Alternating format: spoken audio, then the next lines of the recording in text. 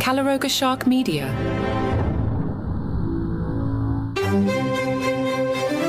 Hello and welcome to Palace Intrigue. I am your host, Mark Francis. With the imminent release of Omid Scobie's new book, Endgame, it should be another week of attention-getting headlines. The Mirror took a minute to remind everyone about Scobie's relationship with Harry and Meghan.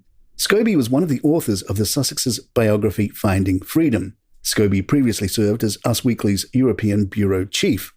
The Mirror reminds us Scobie stayed with the publication for a decade, where a large part of his role involved reporting on the royal family. Although he once described the royal press pack as cheerleaders and mouthpieces, he has bid to be accepted as a member of the rota system, though Buckingham Palace has shown reluctance. In an interview with This Morning, he even claimed he has felt prejudice from palace aides. Scobie went on to become royal editor at Harper's Bazaar and a contributor for ABC News. In 2020, he co-authored the eyebrow-raising book Finding Freedom, which centered on Megxit. The Mirror points out authenticity of Scobie's relationship with Harry and Meghan has come under fire on more than one occasion. Scobie reportedly first met Meghan in 2015 at Toronto Fashion Week. He has previously denied claims of having interviewed the pair ahead of writing the book. However, in an author's note, the book mentions, "We have spoken to close friends of Harry and Meghan, royal aides and palace staff, past and present, the charities and organizations they have built long-lasting relationships with, and, when appropriate, the couple themselves." Scobie later said, "It's got to the point that when I get press releases from Harry and Meghan's people, I wait for other people to post it first so I don't have to deal with the Daily Mail articles saying that it came from me."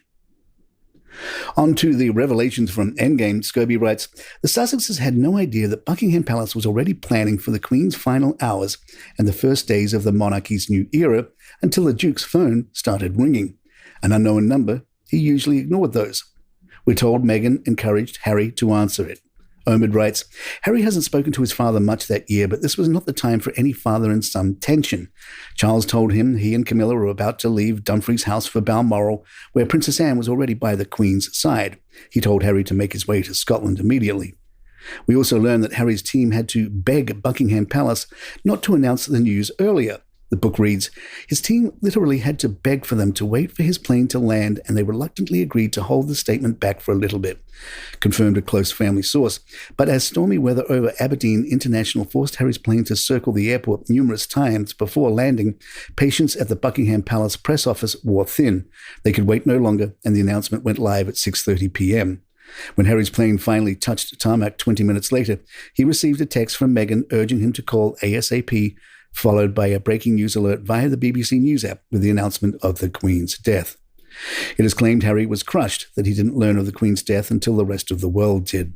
Endgame says Elizabeth would have wanted Harry to know that she had died before everyone else did. Harry was crushed. His relationship with the Queen was everything to him. She would have wanted him to know before it went out to the world.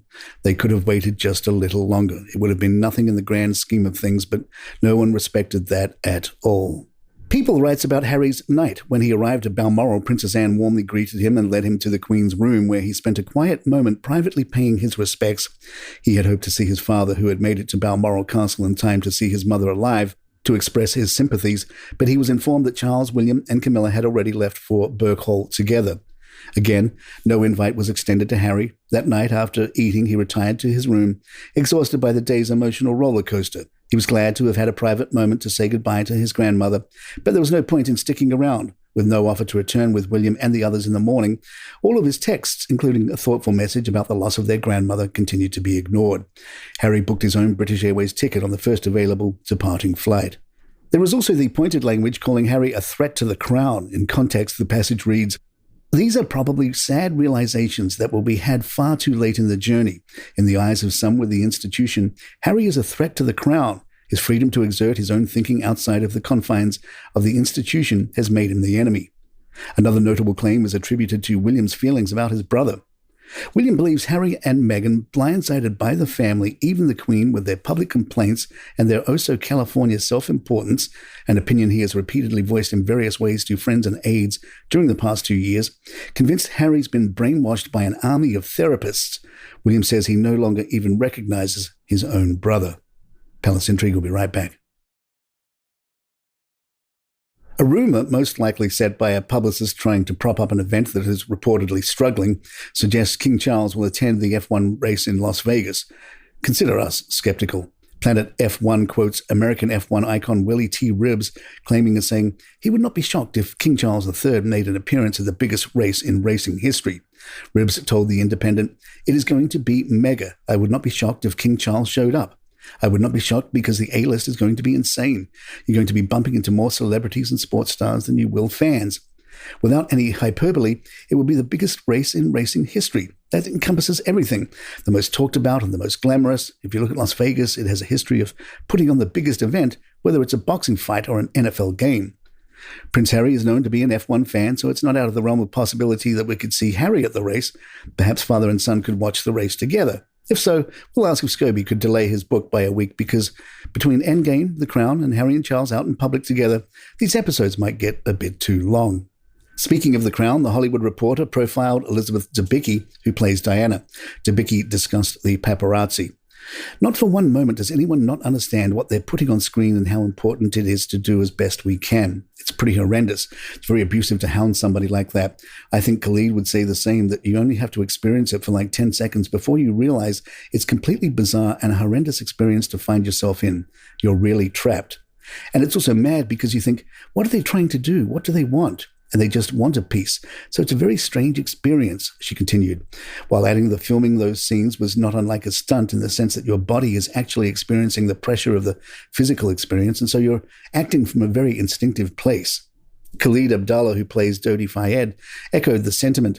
"To be in a car stuck in traffic with people banging on the window trying to take photographs.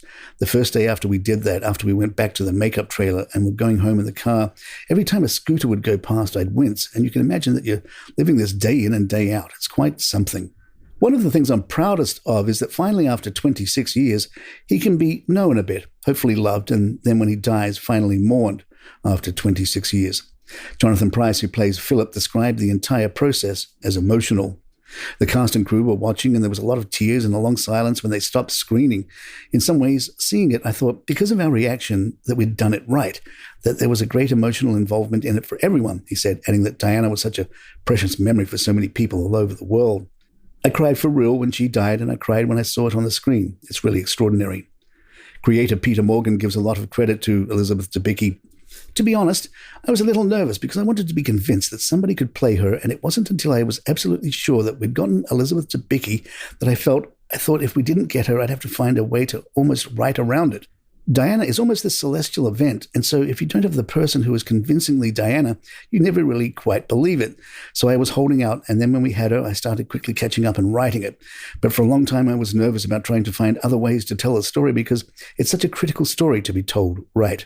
Thank God we got Debicki." The Guardian writes, "As it ends, it's increasingly clear what The Crown started, a seismic shift in royal representation on stage and screen. Take 2 new plays just opened in London. Backstairs Billy by Marcelo dos Santos imagines the relationship between the Queen Mother and her closest servant, Billy Talon, while Jonathan Maitland's The Interview explores the 1995 Panorama interview Diana gave to Martin Bashir. Both shows overlap with The Crown. The Interview closely parallels its Season 5 episodes, which dealt with negotiations between Diana and Bashir and the secret editing of the program at an Eastbourne hotel.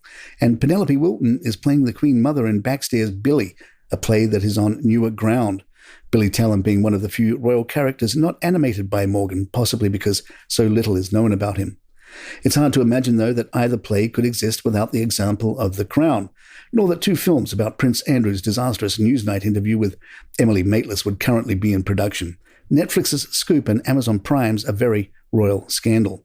Clearly inspired by the genre Morgan started, the Andrew Maitlis films could be seen as continuations of The Crown, as the ill-judged interview falls after its timescale. There is a royal protocol team, morganatic, meaning a marriage in which a spouse of lower social standings and any offspring are unable to inherit royal titles. But the series has spawned a remarkable number of Peter Morganatic offspring, shows that consciously or unconsciously claim a line of descent from the writer's works.